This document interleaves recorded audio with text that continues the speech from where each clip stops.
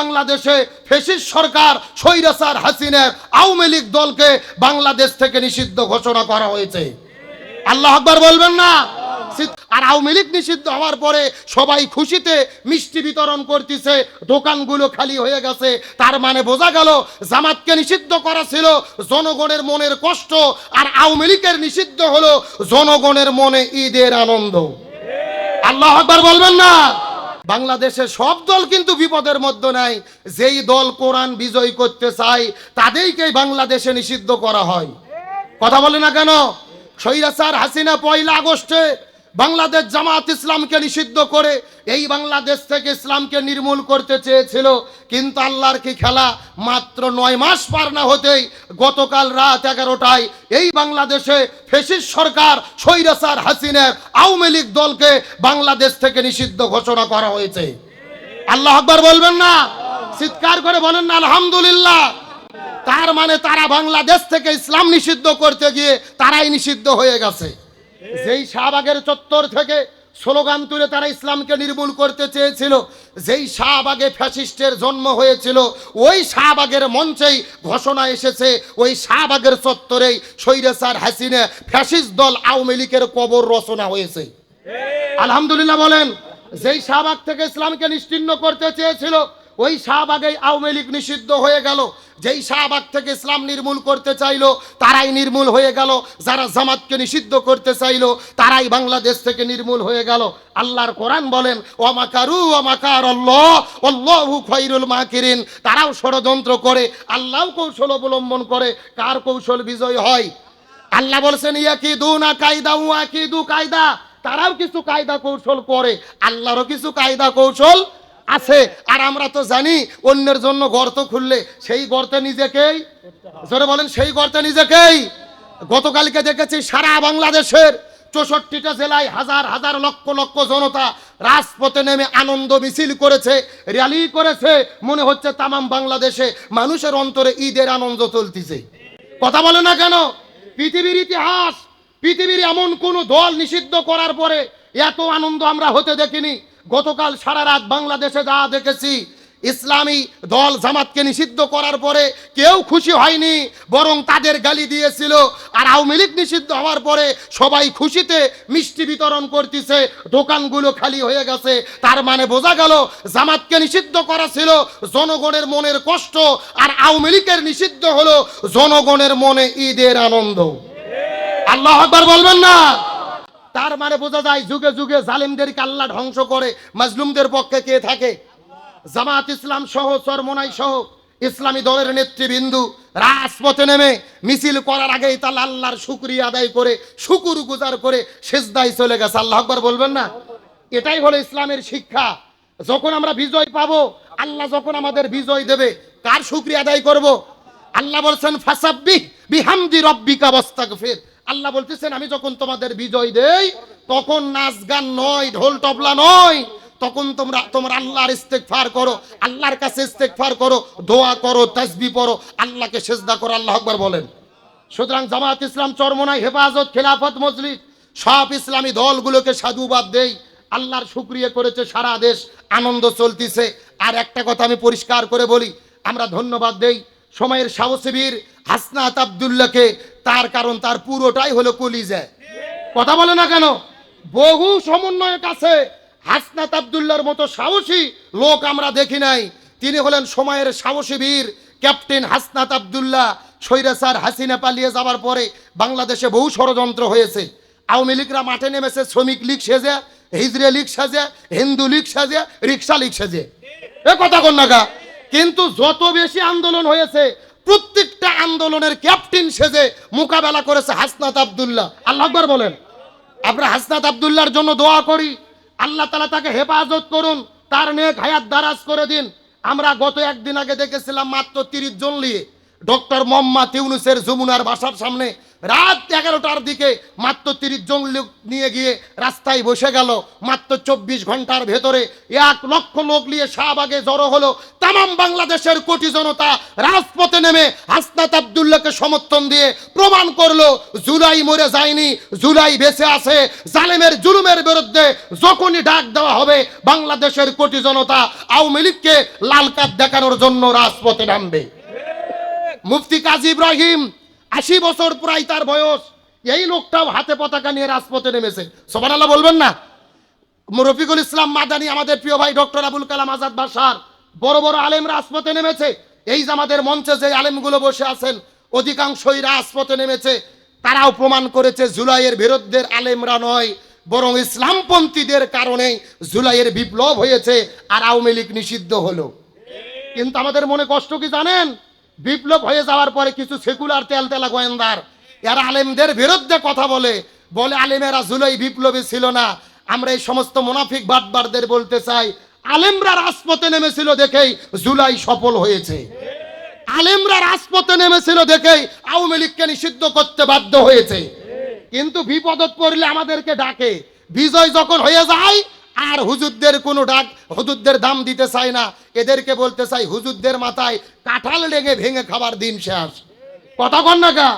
আর আমরা এদের পাতানো ফাঁদে পা দেব না। এখন বাংলাদেশের আলেম সমাজকে ঐক্যবদ্ধ হতে হবে। স্বাধীনতার 54 বছর পার হয়ে গেছে, এক দল ক্ষমতায় এসেছে আর এক দল ক্ষমতার থেকে চলে গেছে, আমরা শান্তি পাইনি। সুতরাং শান্তির জন্য ঘোষণা, এই বাংলার জমিনে সব দল দেখা শেষ। আগামীতে আলেমদের নেতৃত্বে কোরআনের বাংলাদেশ। এই কোরআনের বাংলাদেশ দেখতে কারা কারা রাজি? দুটি হাত আল্লাহকে তুলে দেখান। আলিম ওলামা যেখানে, আব্দুল সালাম ভাই যেখানে, বিপ্লব বিপ্লব ইসলামী বিপ্লব, বাংলার ভবিষ্যৎ ইসলামী বিপ্লব, বাংলার ভবিষ্যৎ। ভারতের দালালেরা হুঁশিয়ার সাবধান, নারে তাকবীর। আল্লাহ কবুল করুক, বলেন আমিন। হুজুর বলেন কি করে দিয়েছেন? সবাই একটু কথা বললে আলোচনা বুঝতে সুবিধা হবে। বলেন তো রসুলকে অনুসরণ করা কি? অনেকে কিন্তু বলে সুন্নাত। না, রসুলকে অনুসরণ করা আমাদের জন্য ফরজ। আল্লাহ তাআলা বলেছেন ওয়ামা আতাকুমুর রাসূলু ফাখুযুহু ওয়ামা নাহাকুম আনহু ফান্তাহু। নবী যা বলে, যা করতে বলে তা তোমরা করো, যা করতে নিষেধ করে তা থেকে দূরে থাকো। তার মানে বোঝা গেল রসুলের পুরো জীবনকে মেনে চল আমাদের জন্য ফরজ। সবাই একটু জবান খোলেন, রসুলকে মেনে চল আমাদের জন্য কি? সবাই বলেন আমাদের জন্য কি? কারণ রসুলের ভেতরে আল্লাহ তাআলা যেই 3টে স্পেশাল গুণ দিয়েছেন, এই 3টি স্পেশাল গুণ পৃথিবীতে আল্লাহ কারো মধ্যে দেয় নাই। চিৎকার করে বলেন কয়টা? রসুলের মধ্যে আল্লাহ তাআলা স্পেশাল 3টে গুণ দিয়েছেন। তার মধ্যে স্পেশাল প্রথম নম্বর গুণ হলো ওয়া ইন্নাকা লা আলা খুলুকিন আযীম। রসুলের মধ্যে আল্লাহ তাআলা দিয়েছেন শ্রেষ্ঠ চরিত্র, যেই চরিত্র পৃথিবীতে আর কারো ভেতরে আল্লাহ দেয় নাই। আম্মাজান মাইশা সিদ্দিকা রাদিয়াল্লাহু তাআলার কাছে যাওয়ার পরে কিছু সাহাবীরা জিজ্ঞেস করলেন, আম্মাজান আপনি একটু বলেন তো রসুলের চরিত্রটা কেমন ছিল? আম্মাজান মাইশা সিদ্দিকা বলে, তোমরা কি কোরআন পড়নি? পবিত্র কোরআন ছিল যেমন, আমার নবীজির চরিত্র ছিল তেমন। যারা বলেন না সুবহানাল্লাহ। তাহলে 1 নম্বর হলো শ্রেষ্ঠ চরিত্র। 2 নম্বর ওমা আরসালনাকা ইল্লা রাহমাতাল লিল আলামিন। আল্লাহ তাআলা রসুলের মধ্যে দিয়েছেন শ্রেষ্ঠ নিয়ামত। আর 3 নম্বর লাকাদ কানা লাকুম ফি রাসূলিল্লাহি উসওয়াতুন হাসানা। রসুলের মধ্যে আল্লাহ তাআলা দিয়েছেন শ্রেষ্ঠ আদর্শ। রসুলের মধ্যে যে শ্রেষ্ঠ আদর্শ দিয়েছেন, এই শ্রেষ্ঠ আদর্শ পৃথিবীর মধ্যে আর কারো মধ্যে দেয় নাই। তাহলে রসুলের আদর্শ আমাদের জন্য গ্রহণ করা হলো ফরজ। জোরে বলেন রসুলের আদর্শ গ্রহণ করা কি? তবে আমাদের মনের মধ্যে বড় দুঃখ এবং যন্ত্রণা। আমরা নবীর আদর্শ মানি, নামাজের ভেতরে আমরা মাথায় টুপি দেই, রসুলের সুন্নাত মানি, মুখে দাড়ি রাখি, রসুলের আদর্শ মানি, মসজিদে যাই নামাজ পড়ি, রসুলের আদর্শ মানি, রসুলের সুন্নাত দিয়ে নামাজ পড়ি, রসুলের সুন্নাত দিয়ে দাড়ি রাখি, রসুলের সুন্নাত দিয়ে টুপি পরি, রসুলের সুন্নাত দিয়ে রোজা রাখি। কিন্তু রসুলের সুন্নাত দিয়ে আমরা জীবন গঠন করতে চাই না। আর একটু জোরে বলেন, ভালো করে বোঝেন। প্রত্যেকটা সন্তানকে খাতনা করা যেরকম সুন্নাত, আবার নবীজির মতো দাঁত ভাঙাও সুন্নাত, জিহাদের ময়দানে জিহাদ করাও সুন্নাত। কিন্তু আমরা মিষ্টি খাওয়া সুন্নাত পালন করতে চাই, কিন্তু দাঁত ভাঙা সুন্নাত পালন করতে, আমার কথাকে আপনারা বুঝতেছেন? গভীর মনোযোগ লক্ষ্য করুন। যেই নবীকে আল্লাহ তাআলা পৃথিবীতে নেতা করে প্রেরণ করেছেন, আল্লাহ তাআলা কোরআনুল কারীমের মধ্যে বলেন ইয়াসিন ওয়াল কুরআনিল হাকিম। ইয়া শব্দটি হরফে নেদা, যেই হরফ দিয়ে মানুষদেরকে ডাকা হয়, আহ্বান করা হয়। সিন মানে হলো সৈয়দ। রাইসুল মুফাসসিরিন হযরত আব্দুল্লাহ ইবনে আব্বাস, হযরত আব্দুল্লাহ ইবনে মাসউদ রাদিয়াল্লাহু তাআলা আনহুমা দুইজন একত্রিত করে বলেন, এখানে সিন মানে সৈয়দ। সৈয়দ অর্থ হলো পাঁচটি। এক নম্বর সৈয়দুল বাশার, আমাদের নবী হলো সমস্ত মানুষের নেতা। দুই নম্বর সৈয়দুল আম্বিয়া, আমাদের নবী হলো সমস্ত নবীদের নেতা। তিন নম্বর সৈয়দুল মুরসালিন, আমাদের নবী হলো সমস্ত রসুলের নেতা। চার নম্বর সৈয়দুল কাউনাইন, আমাদের নবী হলো দোজাহানের নেতা। পাঁচ নম্বর সৈয়দুল আলামিন, আল্লাহ তাআলা যত জগৎ সৃষ্টি করেছে আমাদের নবী হলো প্রত্যেকটা জগতের নেতা। চিৎকার করে বলেন আল্লাহু আকবার। এই তোমাদের সমস্যা কি? কথা হলো কেন এখানে? খুব সাবধান। 20,000 লোকের সামনে ওয়াজ করলেও কিন্তু ধরতে পারি কে কোন দিক তাকাচ্ছে। আর এখানে 20 জন লোকের খাওয়া পাচ্ছে। গভীর মনোযোগ লক্ষ্য করেন। তাহলে আমার নবীজি যদি সবার আদর্শ হয়ে থাকে, ওই নবীকে আদর্শ গ্রহণ করার দরকার আছে না নাই? এখন নবীর আদর্শকে শুধু মসজিদে মানবো, নাকি নবীর আদর্শ সমাজেও মানার দরকার আছে না নাই? সব জায়গায় মানার দরকার আছে না নাই? গভীর মনোযোগ লক্ষ্য করুন। আমাদের নবী হলো নেতা, সব জায়গায় আমাদের নবী নেতা। ওই নবীকে হাসরের ময়দানেও নেতা মানতে হবে। আমার নবী হাদিস শরীফের মধ্যে বলেন, মান তাশাব্বা বি কওম ফাহুয়া মিনহুম, যার সঙ্গে যার মহব্বত তার সঙ্গে তার কিয়ামত। হাদিসের ব্যাখ্যায় এসেছে, যে যে দল করবে সেই দলের সাথেই তার হাসর নাসর হবে। এই বাংলাদেশে যারা বিএনপি নামে দল করে তাদের হাসর নাসর হবে বিএনপির সাথে, যারা আওয়ামী লীগ দল করে তাদের হাসর নাসর হবে আওয়ামী লীগের সাথে, যারা জামাত ইসলাম করে তাদের হাসর নাসর হবে জামাত ইসলামের সাথে। এখন আপনারা প্রশ্ন করতে পারেন, হুজুর দলিল? আল্লাহর কোরআন সূরা বনী ইসরাঈল ৭১ নম্বর আয়াত। আল্লাহ তাআলা বলেন, ইয়াউমা নাদউ কুল্লা উনাসিম বিইমামিহিম। হাসরের ময়দানে প্রত্যেকটা মানুষ একা একা দাঁড়াবে না, প্রত্যেকটা মানুষের সামনে থাকবে তার নেতা। প্রত্যেকটা মানুষের সামনে থাকবে কে? নেতা। সবাই বলেন সামনে থাকবে কে? কে রে হুজুররা কথা বলেন না কেন? আমি কি ভুল বলতেছি? প্রত্যেকটা মানুষের সামনে থাকবে কে? আপনি আমি একা থাকবো না, সামনে থাকবে নেতা। হাদিসের ব্যাখ্যায় যদি তাকান, এই বাংলাদেশে যারা আওয়ামী লীগ নামে দল করে হাসরের ময়দানে দেখা যাবে তাদের সামনে প্রথমে দাঁড়িয়ে যাবে বঙ্গবন্ধু শেখ মুজিবুর রহমান, তারপরে দাঁড়িয়ে যাবে বাংলাদেশের গণহত্যাকারী স্বৈরাচারী কাঁঠাল রানী হাসিনে, তারপরে দাঁড়িয়ে যাবেন ওবায়দুল কাদের, তারপরে অন্যান্য নেতা কর্মীরা। এই বাংলাদেশে যারা বিএনপি নামে দল করে প্রথমে দাঁড়িয়ে যাবে শহীদ প্রেসিডেন্ট জিয়াউর রহমান, তারপরে ম্যাডাম খালেদা জিয়া, তারপরে তারেক জিয়া, তারপরে মির্জা ফখরুল ইসলাম আলমগীর, অন্যান্য নেতা, তারপরে কর্মীরা। এই বাংলাদেশে যারা বাংলাদেশ জামাত ইসলাম করেন হাসরের ময়দানে লক্ষ্য করে দেখা যাবে প্রথমে দাঁড়িয়ে যাবে আল্লামা সৈয়দ আবুল আলা মাউদুদী রহিমাহুল্লাহ, মাওলানা মতিউর রহমান নিজামী, গোলাম আজম, তারপরে দাঁড়িয়ে যাবে কোরআনের পাখি শহীদ আল্লামা দিলওয়ার হোসেন সাইদি, তারপরে দাঁড়িয়ে যাবেন আমির জামাত ডক্টর শফিকুর রহমান, প্রত্যেকটা জেলার আমির, অন্যান্য নেতা, তারপরে কর্মীরা। এই বাংলাদেশে যারা চরমনাই পীরের দল করেন প্রথমে দাঁড়িয়ে যাবেন মরহুম পীর সাহেব হুজুর, তারপরে মুফতি ফয়জুল করিম, তারপরে মুফতি রিজাউল করিম, অন্যান্য মুরিদারা। তার মানে বোঝা গেল প্রত্যেকটা মানুষের সামনে থাকবে তার নেতা। সুতরাং এই দুনিয়ার মধ্যে এমন দল আপনি করেছেন, এমন নেতার পেছনে আপনি ঘুরেছেন, যেই নেতার মাথার মধ্যে টুপি নাই, মুখের মধ্যে দাড়ি নাই, দলের মধ্যে আল্লাহ রসুলের আদর্শ নাই, এমন দল যদি করে থাকেন, এমন নেতার পেছনে যদি ঘুরে থাকেন, আল্লাহর কোরআন হাতে নিয়ে শপথ করে বলতেছি, আমি আমার চোখ দিয়ে দেখতে পারতেছি, আপনারা ধরা খাইয়ে বসে আছেন। আর একটু জোরে বলেন। তাহলে যদি আমরা আমাদের আখিরাত ঠিক করতে চাই, দুনিয়া ঠিক করার দরকার আছে না নাই? আরো জোরে বলেন, আছে না নাই? গভীর মনোযোগ লক্ষ্য করুন।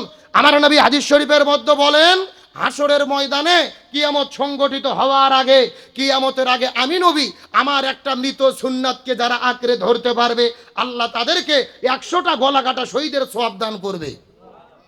কয়টা সুন্নাত? এ সবাই কথা বলেন, কয়টা সুন্নাত? তবে শর্ত হলো মৃত সুন্নাত। জোরে বলেন, কি সুন্নাত? এখন আপনাদের জিজ্ঞেস করতে চাই, মাথায় টুপি দেওয়া কি? আরো জোরে বলেন, মাথায় টুপি দেওয়া কি? এখন বলেন তো, এই সুন্নাত কি জীবিত আছে না মরে গেছে? অবশ্যই জীবিত। কেউ টুপি দিয়েছে, কেউ দেয়নি, কেউ মুখে দাড়ি রাখে, কেউ দাড়ি রাখেনি, তার মানে এটাও মরে যায়নি। একটা মাত্র সুন্নাত পৃথিবীতে মরে গেছে। আপনারা বলতে পারবেন ওই সুন্নাতের নাম কি? দেখেন, আসল জিনিসই জানা নাই। আমার নবী মক্কা থেকে মদিনায় হিজরত করেছেন। মদিনায় হিজরত করার পরে কোরআন দিয়ে মদিনা নামক রাষ্ট্র গঠন করে 10 বছর নবী কোরআন দিয়ে রাষ্ট্র পরিচালনা করেছেন। আজকে তামাম পৃথিবীতে লক্ষ্য করে দেখেন, সৌদি আরব ইসলাম আছে, পরিপূর্ণ ইসলাম নাই। 90% ইসলাম চলে, 10% ইসলাম নাই। রাজতন্ত্র শাসন কায়েম হয়েছে। তার মানে বোঝা গেল আমার নবীর জীবনের সবচেয়ে বড় সুন্নাত এই কোরআন দিয়ে রাষ্ট্র পরিচালনা করা। তামাম পৃথিবীর একটা দেশও নাই যেই দেশে 100% কোরআন দিয়ে রাষ্ট্র চলে। তার মানে বোঝা গেল একটা সুন্নাত জীবিত করলে 100টা গলা কাটা শহীদের সওয়াব। এই সুন্নাত মাথায় টুপি দেওয়া নয়, এই সুন্নাত দাড়ি রাখা নয়, এই সুন্নাত হলো এই জমিনের ভেতরে কোরআনের রাষ্ট্র পরিচালনা করা। এখন আপনাদের জিজ্ঞেস করতে চাই, এই রসুলের মরা সুন্নাত কোরআন দিয়ে রাষ্ট্র পরিচালনা হোক, এই সুন্নাতকে আমরা জীবিত করতে রাজি আছি? এ জোরে বলেন, জীবিত করতে রাজি আছি? রসুলের মরা সুন্নাত জীবিত করে শহীদের সওয়াব পাওয়ার জন্য কারা কারা রাজি আছেন একটু হাত তুলে দেখান। লিল্লাহে তাকবীর, লিল্লাহে তাকবীর।